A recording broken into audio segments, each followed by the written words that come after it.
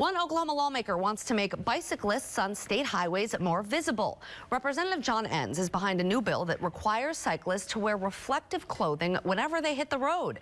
And News on 6 reporter Tony Russell spoke with several cyclists about this proposed law. Tony.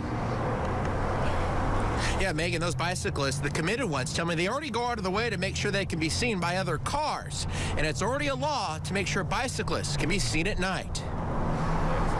James Webb and his friends braved the cold and windy weather for an afternoon out on the trails of Turkey Mountain. Representative John Enns of Enid wants to make sure riders like Webb can be seen when they're riding along with traffic. His proposed law says a bicyclist should wear at least one item of reflective outerwear apparel on state highways. Webb says he hopes cyclists are already going out of their way to stay visible. Well, hopefully it's more common sense that they're wearing something that's making them noticeable on the road instead of being kind of stealthed out in black. His cycling team already uses bright neon as their jersey color. I don't really see a reason to have a law to push that. Hopefully people are just doing it to be smart about the whole riding out on the streets. At Tom's Bicycles, there's plenty of reflective items to choose from. It's pretty vague. Owner Tom Brown says this proposed law is a step backwards. The reflective vest is not as effective as a very bright light.